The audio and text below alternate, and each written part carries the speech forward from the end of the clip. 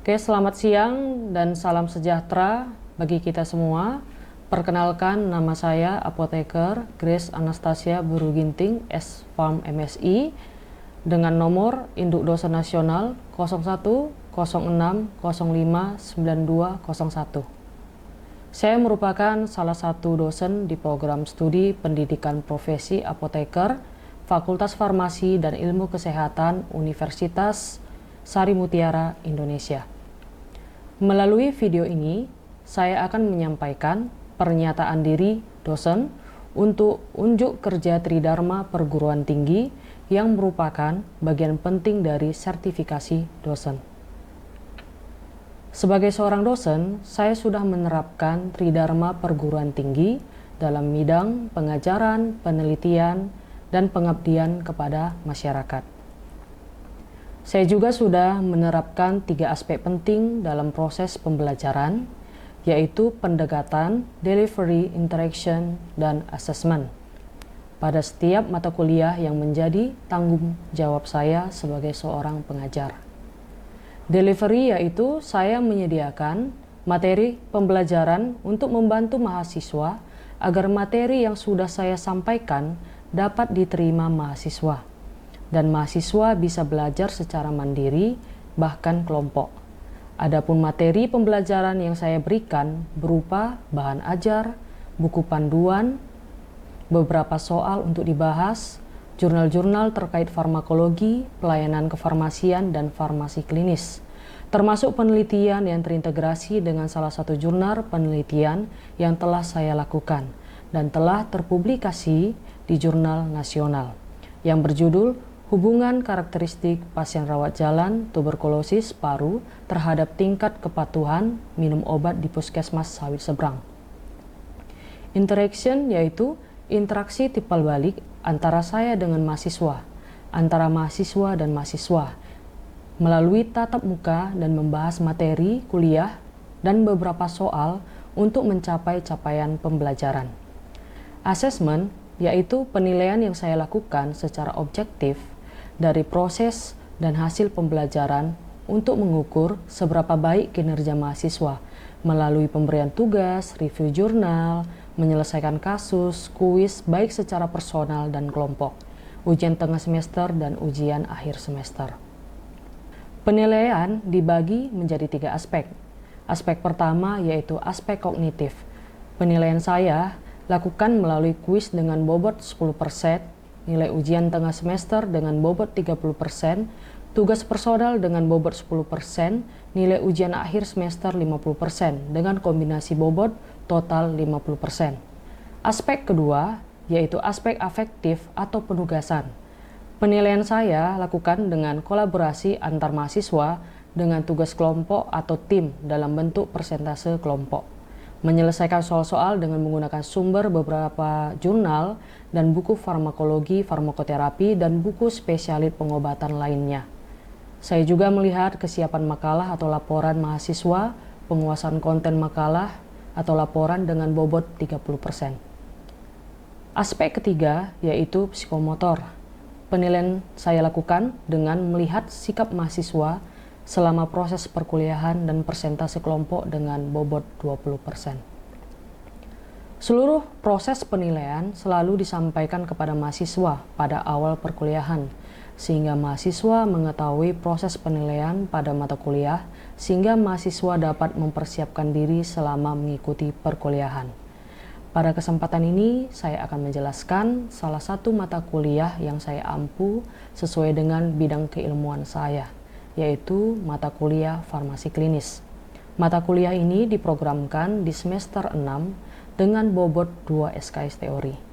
Mata kuliah ini merupakan mata kuliah wajib bagi mahasiswa program studi sarjana farmasi.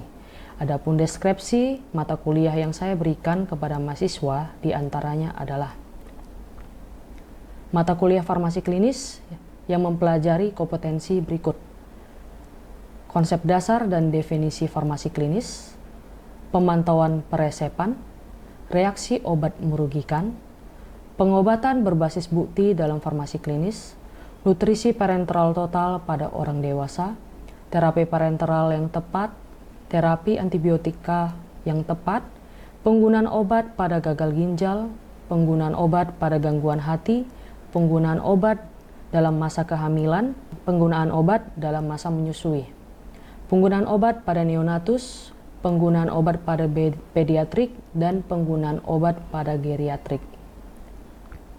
Adapun capaian mata kuliah farmasi klinis, diharapkan mahasiswa dapat menjelaskan konsep dasar dan definisi farmasi klinis, peran farmasis dalam sistem perawatan kesehatan, sejarah dan perkembangan farmasi klinis, perkembangan farmasi klinis, pelaksanaan pelayanan farmasi klinis dan etika, serta standar dalam farmasi klinis.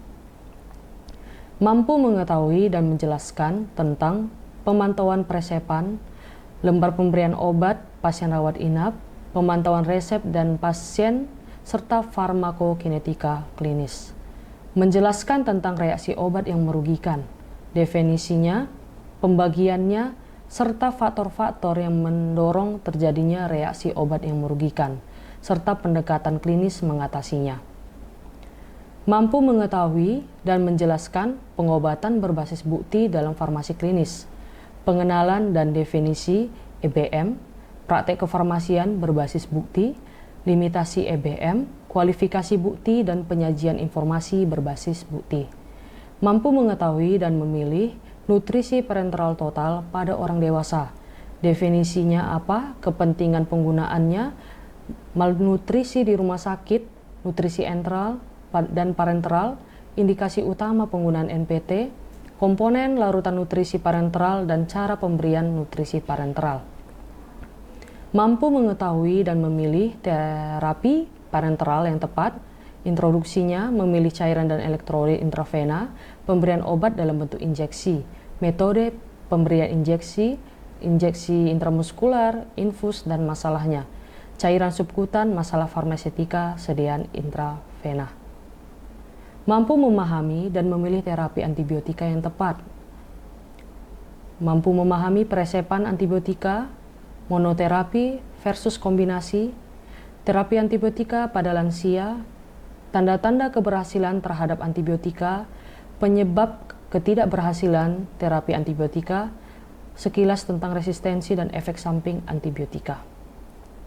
Mampu memahami dan memilih obat yang digunakan pada gagal jantung kongesif, memilih obat yang digunakan pada pasien angina dan iskemia jantung, pada pasien gagal ginjal, pada pasien gangguan hati.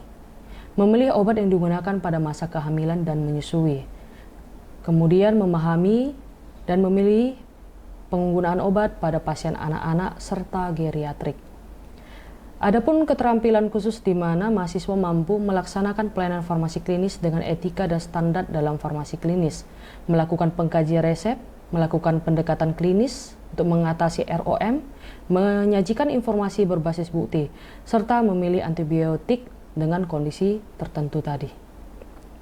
Pengalaman belajar mahasiswa dalam mata kuliah ini, mahasiswa akan mendapatkan pengalaman menjawab berbagai soal, kasus yang terjadi di masyarakat, mencari informasi baik secara online dari sumber-sumber spesialis pengobatan terpercaya.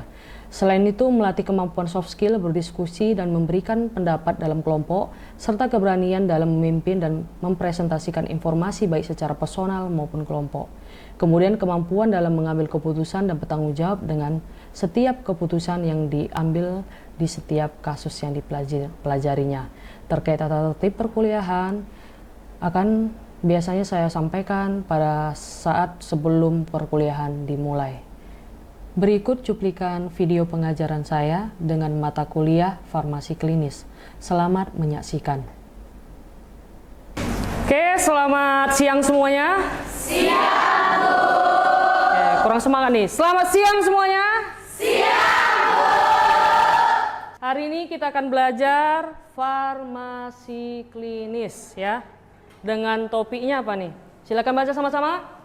Konsep dasar dan definisi farmasi klinis. Oke ya. Nah, ini ada terkait evaluasi ya adik-adik ya. Jadi ini 2 SKS 100 menit ya. Penilaiannya ada dari segi kognitif, ada afektif, tugas kelompok, dan psikomotor ya. Kemudian untuk afektif atau tugas kelompok seperti biasa ketika saya mengajar ya, ada tugas persentase kelompok untuk membahas soal-soal ya. Kemudian psikomotor berarti keaktifan adik-adik dalam perkuliahan dan pada saat diskusi kelompok. Oke. Untuk metode pembelajarannya ada belajar tatap muka seperti sekarang ya. Kemudian belajar mandiri dengan materi perkuliahan, presentasi dan diskusi kelompok, ada kuis, tugas makalah jurnal dan tanya jawab ya. Oke, adapun pokok bahasan ya. Dari farmasi klinis itu berarti ada di MIT, ada di UAS ya. Pertama, konsep dasar dan definisi farmasi klinis. Kedua, pemantauan presepan, reaksi obat merugikan, pengobatan berbasis bukti dalam farmasi klinis, nutrisi parenteral total, kemudian terapi parenteral yang tepat, terapi antibiotika yang tepat, dan akhir nanti di sini ujian tengah semester. Oke, untuk akhir semester ya, ada penggunaan obat pada gagal ginjal, gangguan hati, masa kehamilan ya, masa menyusui, neonatus, pediatrik, dan geriatrik ya. Oke, nah ini tata tertib perkuliahan ya. Mahasiswa berada di kelas tepat waktu dan wajib absensi terlebih dahulu 15 menit di awal perkuliahan. Tadi sudah absensi ya? Oke. Sebelum pembelajaran 15 menit akan diadakan refreshing. Nah, nanti pasti saya ada refreshing ya. Saya akan bertanya ke kalian berupa kuis. Kalau sini kuis personal ya saya tanya. Oke. Mahasiswa diharapkan tetap aktif dan fokus selama perkuliahan ya. Pahami benar-benar materi perkuliahan selama 45 menit ya. Itu waktu efektif kita memahami, sisanya kita bisa berdiskusi ya. Akhir perkuliahan akan dilakukan sesi tanya jawab berkaitan dengan materi perkuliahan atau biasanya kita apa? Kerja kelompok ya, diskusi persentase ya terkait materi atau soal ya. Kemudian mahasiswa dituntut banyak membaca dan memahami. Nah, ini satu lagi yang penting. Gunakan HP, laptop, internet dengan bijaksana selama perkuliahan. Oke ya. Simak dan pahami dengan baik. Siap belajar? Siap. Oke ya. Nah, untuk hari ini pokok bahasannya apa? Definisi farmasi klinis ya. Kemudian sejarah dan perkembangan farmasi klinis, peran farmasi dalam sistem perawatan kesehatan, pelaksanaan pelayanan farmasi klinis, etika dan standar dalam farmasi klinis. Oke, kita mulai ya. Tujuannya setelah pertemuan ini, seluruh mahasiswa mampu menjelaskan ya adik-adik konsep dasar dan definisi farmasi klinis. Oke, apa itu pelayanan farmasi klinis? Ada yang bisa jawab? Apa sih farmasi atau pelayanan apa sih di farmasi? Pelayanan farmasi itu pelayanan yang langsung dan bertanggung jawab yang diberikan kepada pasien terkait dengan sediaan farmasi, obat, dan bahan medis dengan tujuan utama mengidentifikasi, mencegah, dan menyelesaikan masalah obat serta meningkatkan mutu kehidupan pasien. Oke, meningkatkan mutu kehidupan pasien. Ada lagi yang mau menambahi? Ayo, ada nggak yang mau menambahi? Kamu coba deh, tahu? Versi kamu. Pelayanan kefarmasian itu pelayanan tenaga medis untuk memberikan kehidupan yang layak kepada pasien. Memberikan kehidupan yang layak pada pasien, tentunya terkait pengobatan. Oke ya. Apa itu farmasi klinis? Nah, ada yang tahu? Farmasi klinis. Ayo, yang di belakang dek, silakan. Apa itu farmasi klinis? Ya, kamulah. Ya, silakan. Farmasi klinis itu cabang dari pelayanan kefarmasian yang berfokus langsung pada pasien yang bertujuan untuk mengoptimalkan terapi obat, meningkatkan hasil pengobatan dan mencegah atau meminimalkan efek samping obat. Ya, mencegah, meminimalkan efek samping obat ya. Sebenarnya farmasi klinis itu banyak ya adik-adik ya. Lebih tepat nanti ini akan kita pelajari ya. Oke, nah ini ada sejarah nih. Sejak tahun berapa nih? 1990. Pertanyaan apa yang dimaksud dengan pelayanan kefarmasian? Ya. Ada helper dan Strand menjawab dengan definisi apa? Pelayanan kefarmasian adalah suatu bentuk tanggung jawab dalam penyediaan terapi obat untuk tujuan mencapai hasil yang dapat meningkatkan kualitas hidup pasien. Oke, pasti berkaitan dengan terapi obat, berarti pengobatan. Gunanya apa? Meningkatkan kualitas hidup. Ya, hidup siapa? Hidup pasien, ya adik-adik ya. Oke, nah ini menurut PP nomor 51 tahun 2009 tentang pekerjaan kefarmasian. Silakan baca.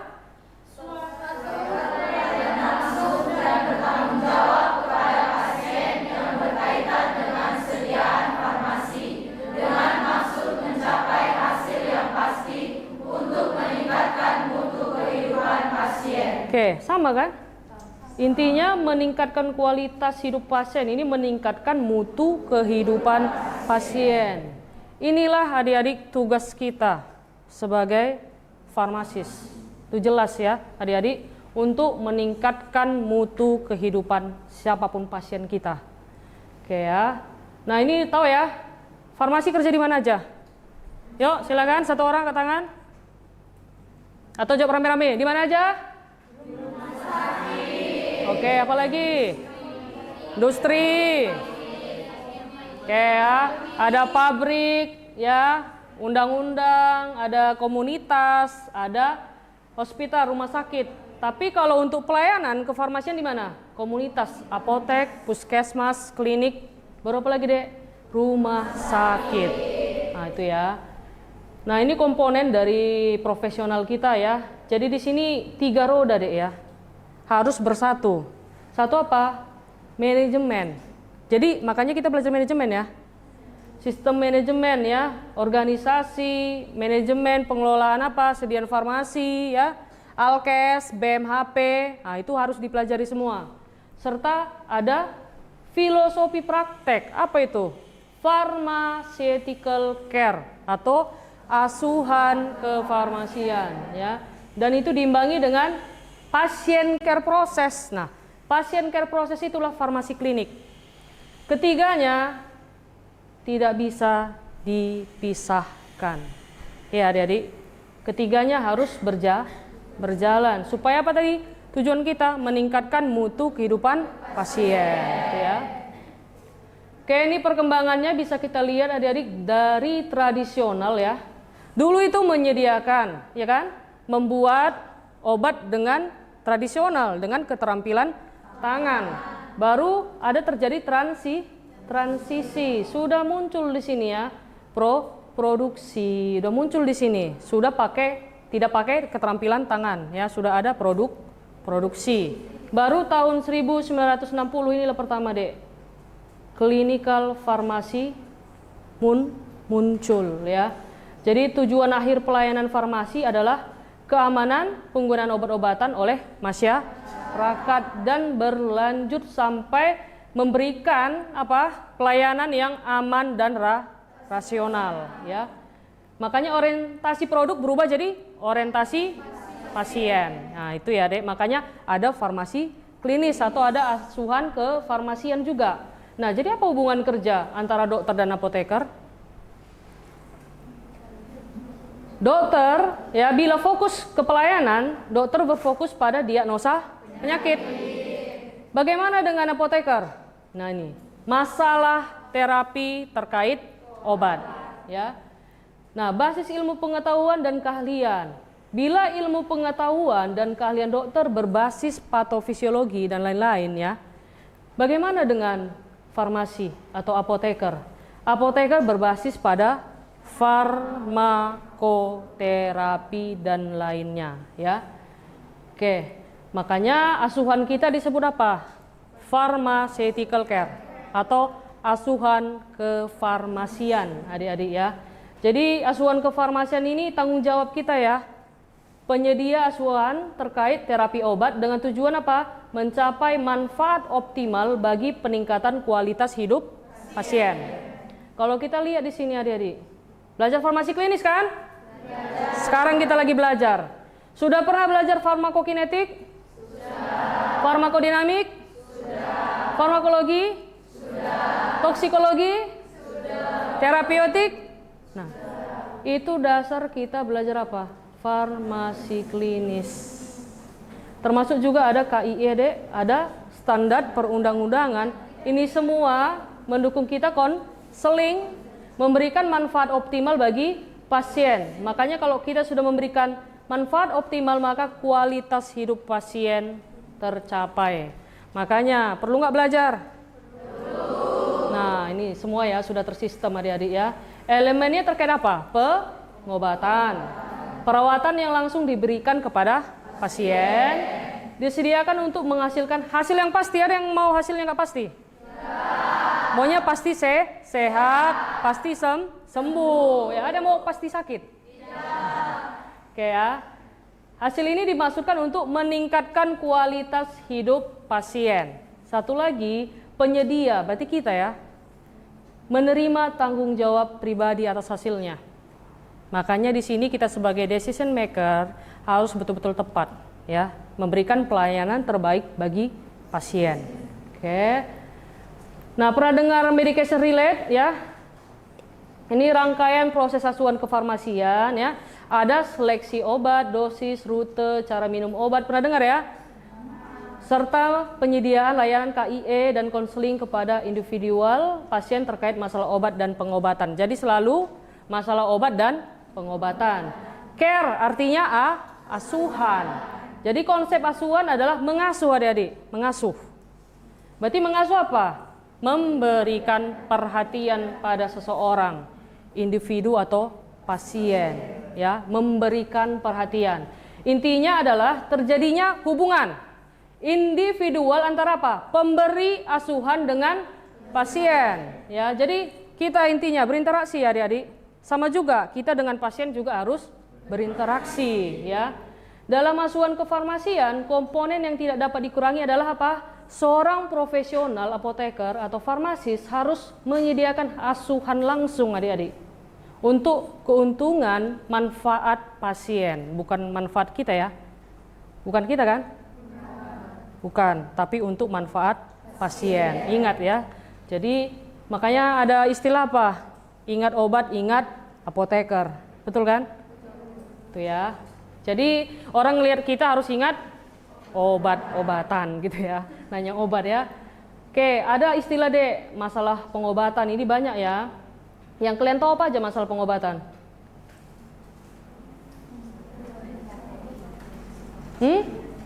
Apa aja? Terapi obat diberikan ya, sementara pasien tidak memiliki indikasi klinis ya. Terapi obat tambahan tidak diberikan, sementara pasien memiliki indikasi klinis, dan sangat banyak lagi ya adik-adik. Dan ini intinya apa? Merugikan. Merugikan siapa? Pasien. Jadi tujuannya adik-adik ya, mencegah terjadinya masalah terkait obat. Itu tujuan kita. Mengatasi bila telah terjadi masalah terkait pengobatan ya. Dengan demikian, farmasi klinis ya bergerak untuk merangkul filosofi dan tujuan pharmaceutical care. Nah, itu ya adik-adik. Jadi kira-kira apa kebutuhan pasien terkait obat ya? Pasien inginnya apa? Obatnya sesuai. Ada indikasi klinis untuk setiap obat yang diberikan. Semua kondisi medis pasien di mana akan mendapatkan manfaat dari terapi obat telah diidentifikasi. Contohnya, kalau misalnya pusing, kasih obat apa? Paracetamol. Oke, kalau misalnya sakit gigi, gimana? Asam mefenamat. Iya, gitunya. Kalau lapar, obatnya? Makan. Ya, nampak kali udah lapar ya? Oke, pengobatannya efektif ya, menggunakan produk obat yang paling efektif ya. Dosis obat juga cukup untuk mencapai tujuan terapi. Kemudian apa? Pengobatan aman ya. Tidak mengalami efek samping, tidak mengalami interaksi obat, apalagi tidak mengalami apa? Toksisitas atau apalagi banyak hal ya terkait pengobatan. Alergi juga termasuk kan ya. Pengobatannya di sini sudah ada lah yang diinginkan, sesuai ya kan, efektif. Nah, yang paling sulit apa, Dek? Pasien patuh ya. Pasien bersedia dan mampu mengambil obat sebagaimana dimaksud. Jadi bagaimana supaya pasien patuh? Nah, yang memberi informasi, edukasi harus bisa dulu dipercayai, betul ya? Kalau kita tidak dipercaya, bisa nggak kita buat pasien patuh? Tidak bisa, itu ya. Jadi nanti bisa bercermin kan? Udah layak nggak ini? Gitu ya. Udah layak nggak ini dipercaya oleh pasien? Nah itu ya. Oke, ini ada ya. Bisa kalian lihat deh. Berarti sesuai indikasi, efektif, aman, dan terpenuhi. Inilah harapan dari pasien. Dan ini diperlukan farmasi klinis. Dan filosofi tadi apa? Pharmaceutical care. Nah itu. Tambah diimbangi dengan manajemen. Itu ya adik-adik. Oke. Jadi farmasi klinis mencakup apa aja? Ini serangkaian fungsi yang mendorong penggunaan obat yang aman, efektif, dan ekonomis bagi setiap pasien. Oke, proses farmasi klinis memerlukan penerapan pengetahuan khusus tentang farmakologi tadi ya, farmakokinetik ya, farmasi dan terapi untuk perawatan pasien. Ya adik-adik. Oke, standar pelayanan kefarmasian. Nah, namanya pelayanan, tadi udah kita sebut ya, ada di rumah sakit ya, apotek, puskesmas, dan di klinik. Semua ini tercantum di peraturan Menteri Kesehatan. Oke, ada yang tahu pelayanan kefarmasian tadi? Mau nambahi lagi nggak? Nah, ini ya, ruang lingkupnya apa aja? Ya, apa itu? Farmasi klinis bertanggung jawab atas pengelolaan obat, termasuk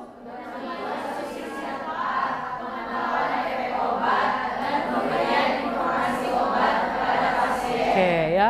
Kemudian perawatan pasien, apoteker klinis terlibat langsung dalam perawatan pasien, bekerja sama dengan tenaga kesehatan lain untuk memastikan terapi obat yang efektif dan aman. Ya, jadi lagi-lagi efektif dan aman ya. Konseling obat ya. Memberikan edukasi dan konseling kepada pasien mengenai penggunaan obat yang benar, termasuk cara penggunaan, dosis, efek samping, dan interaksi obat. Ada PTO. Apa PTO? Ya, memantau efektivitas obat yang digunakan pasien, serta mengidentifikasi dan mengatasi masalah terkait obat. Ada lagi nggak? Ya ada ya. Apalagi nih? Pelayanan kefarmasian di rumah ya. Jadi memberikan pelayanan kefarmasian langsung di rumah pasien. Terutama apa? Bagi mereka yang iya, misalnya opung-opung ya kan? Atau apalagi yang TBC mungkin ke rumah ya. Banyak, atau yang polio. Itu bisa kita bantu dengan pelayanan kefarmasian di rumah. Nah ini tadi filosofinya, pharmaceutical care berarti memberi perhatian dan asuhan. Oke, ada yang mau ditanya? Ada nggak? Sudah jelas ya? Jelas ya? Oke, untuk berikutnya ada pemantauan persiapan di lain pertemuan ya, pertemuan berikutnya. Semoga yang saya sampaikan ya berguna bagi adik-adik sekalian. Ya, dan juga menjadi apa? Sumber informasi ya. Jadi semangat dalam memberikan pelayanan kefarmasian ke masyarakat. Ingat tadi apa gunanya? Memberikan pelayanan yang bermutu untuk meningkatkan kualitas hidup pasien. Oke, selamat siang. Saya akhiri materi hari ini. Terima kasih. Terima kasih semua. Oke. Demikianlah pemaparan dari PDD UKT PT bidang pengajaran. Selamat siang dan salam sehat. Terima kasih.